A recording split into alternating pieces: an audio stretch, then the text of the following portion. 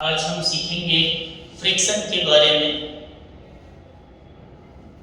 Friction क्या होता है, देखो ये लॉज ऑफ मोशन का ही एक छोटा सा टॉपिक है और इसको बहुत सारी बुक्स में अलग तरीके से पढ़ाते हैं। जैसे पहले फ्रिक्शन होता क्या है, देखो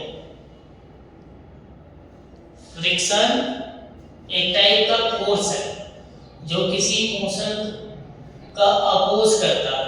हमेशा फ्रिक्शन जो है दो सरफेस के बीच में एक्ट करता है जहां रिलेटिव मोशन होता है।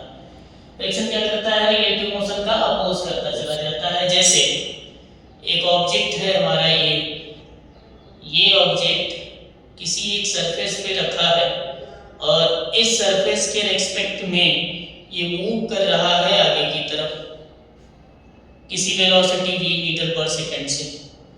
तो जब ये इस तरफ मूवमेंट करना शुरू कर देगा तो फ्रिक्शन हमेशा इसके मोशन के अपोजिट डायरेक्शन में एक्ट करेगा। ये है फ्रिक्शन। फ्रिक्शन क्या करता है, इसके मोशन का अपोज करता है। अगर मैं इसको जूम करके इस सरफेस को देखूं तो ये सरफेस और ये जो ऑब्जेक्ट होता है इन दोनों के बीच में इंटरलॉकिंग होता है। इंटरलॉकिंग होने की वजह से ये क्या करता है, सरफेस का अपोज करता है। यहाँ पे इंटरलॉकिंग के जरिए कुछ ऐसा होता है कि ये जो सरफेस होगा इसके ऊपर एक फोर्स लगाता है, एक्शन फोर्स। ये एक्शन फोर्स लगाता है तो ये सरफेस भी क्या करता है, इसके ऊपर एक रिएक्शन फोर्स लगा देता है और यही रिएक्शन फोर्स बाद में बन जाता है हमारा फ्रिक्शन फोर्स। तो friction force nothing but it is a contact force which opposes the relative motion of an object। अब फ्रिक्शन फोर्स क्या होता है, friction force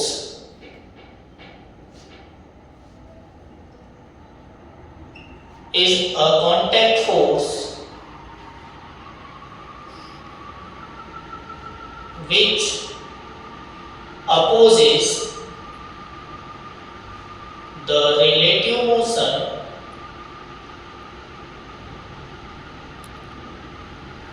between the bodies। ये फ्रिक्शन का डायरेक्शन हमेशा कहाँ होगा, मोशन के अपोजिट डायरेक्शन। अब टाइप्स ऑफ फ्रिक्शन को अगर देखें तो फ्रिक्शन जो होता है, फ्रिक्शन को कैटेगराइज हम करते हैं स्टैटिक फ्रिक्शन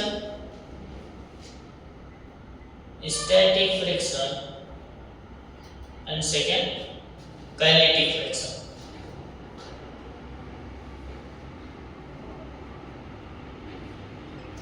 स्टैटिक फ्रिक्शन क्या होता है कि जब कोई ऑब्जेक्ट रुका हुआ होता है और वो अभी मूवमेंट नहीं कर रहा है तो उस समय जो फ्रिक्शन एक्ट करता है उसको हम स्टैटिक फ्रिक्शन कहते हैं। इसमें ही हमारा लिमिटिंग फ्रिक्शन आता है। जैसे एक ब्लॉक रखा है, एक ऑब्जेक्ट रखा है यहाँ पर और मैं इसके ऊपर बार बार फोर्स लगा रहा हूँ, ये F, इसी F ये फ्रिक्शन फोर्स अगर मैं इस ऑब्जेक्ट को इधर की तरफ पुश करूंगा तो फ्रिक्शन फोर्स क्या करेगा, इधर की तरफ लग जाएगा। और ये फ्रिक्शन फोर्स क्या होता है, सेल्फ एडजस्टिंग होता है, सेल्फ एडजस्ट करता है। जितना ये फोर्स होगा उतना ही अपने आप को एडजस्ट करता चला जाएगा और इसमें body will not move, body will not move. एक इसी में हमारा लिमिटिंग फ्रिक्शन आता है। जब लिमिटिंग फ्रिक्शन से ज्यादा फोर्स आप लगा दोगे तो ये बॉडी क्या करेगा, मूवमेंट करना शुरू कर देगा। यानी स्टैटिक फ्रिक्शन वो होता है जब ऑब्जेक्ट रुका हुआ होता है उसके ऊपर जो फोर्स लगता है उसके मोशन को, यानी उसके मोशन को अपोज करने वाला जो फोर्स होगा वो फ्रिक्शन फोर्स हो जाएगा।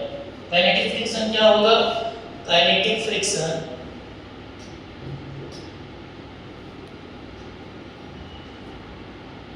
ऐसा फ्रिक्शन जो ऑब्जेक्ट के मूवमेंट पे लगता हो। जैसे ये कोई ऑब्जेक्ट है हमारा और इस बार ये v मीटर पर सेकंड से आगे की तरफ बढ़ रहा है, यानी इसकी तरफ जो फोर्स लगेगा यहाँ पर उसको बोल देंगे F। यहाँ पे इसको एफ बोल देते हैं। ये हो गया एफ के और ये हो गया एफ एस।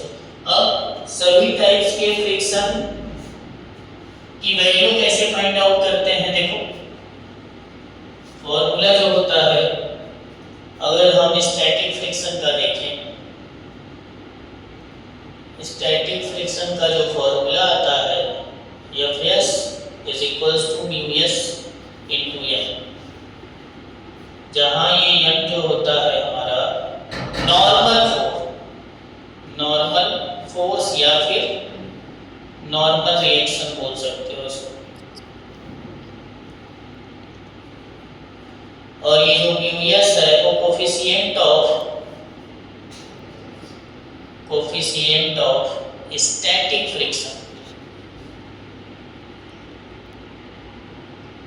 जैसे एग्जांपल्स, अगर हमें एक फ्रिक्शन की वैल्यू फाइंड आउट करनी है, जैसे ये ऑब्जेक्ट है 2 किलोग्राम का मास किसी सरफेस पे रखा हुआ है, इसका कोफिशिएंट ऑफ फ्रिक्शन 0.1 दे रहा है। आपसे पूछा है find the value of friction force.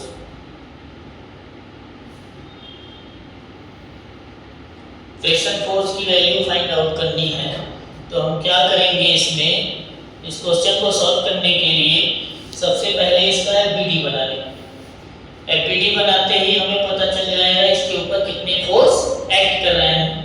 तो देखो ये यहाँ से इस ऑब्जेक्ट का अगर एफबीडी बनाओगे तो डाउनवर्ड के डायरेक्शन में इसका वेट आएगा। वेट जो होगा वो mass into acceleration due to gravity, और एक इसके वेट की वजह से एक नॉर्मल रिएक्शन ये लग जाएगा, और भी कोई फोर्स लगेगा, यहाँ पे आएगा एक फ्रिक्शन फोर्स, और वो फ्रिक्शन फोर्स है स्टैटिक फ्रिक्शन फोर्स। यहाँ से नॉर्मल की वैल्यू आ जाएगी m is equals to m into g. यहाँ m की वैल्यू दी हुई है 2, g की वैल्यू 10 रख दो, तो m की वैल्यू आ गई 20 न्यूटन। अब फ्रिक्शन फोर्स की वैल्यू होती है mu S into n। Mu S की वैल्यू गिवन है क्वेश्चन में 0.1 इंटू n की वैल्यू 20, तो यहाँ से लगा देंगे तो ये आ जाएगा 2 न्यूटन। ये रहा आंसर हमारा स्टैटिक फ्रिक्शन। ऐसे ही क्वेश्चन अगर करना है तो काइनेटिक फ्रिक्शन का कर लो। काइनेटिक फ्रिक्शन का अगर क्वेश्चन करेंगे, अगर कोई ऑब्जेक्ट है और ये देखो यहाँ पे ये 2 मीटर पर सेकेंड से आगे की तरफ बढ़ रहा है, और इसका जो मास है वो 5 किलोग्राम है, और यहाँ पे अगर कोफिशिएंट ऑफ काइनेटिक फ्रिक्शन दे रहा है 0.2, और आपसे पूछा है एफ के यानी काइनेटिक फ्रिक्शन की वैल्यू क्या होगी, तो एफ के की वैल्यू जो होता है वो म्यू के इंटू एन होता है। म्यू के यानी कोफिशिएंट ऑफ काइनेटिक फ्रिक्शन, तो कोफिशिएंट ऑफ काइनेटिक फ्रिक्शन के लिए हम पहले एन की वैल्यू निकालेंगे। एन की वैल्यू निकालने के लिए हमें एफबीडी बनाना पड़ेगा। एफबीडी के लिए यहाँ पे एम इंटू जी, ऊपर की तरफ नॉर्मल फोर्स, और यहाँ पे इसके मोशन अगर इधर हो रहा है तो फ्रिक्शन फोर्स इधर आ जाएगा, ये काइनेटिक फ्रिक्शन। तो m की वैल्यू यहाँ पे हो जाएगी m इंटू जी।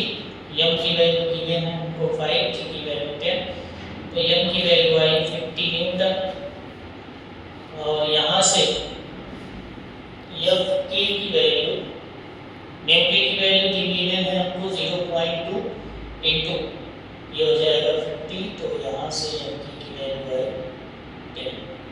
10 न्यूटन। ये दोनों ही क्वेश्चन था, एक स्टैटिक फ्रिक्शन पर और एक काइनेटिक फ्रिक्शन पर। Okay, thank you.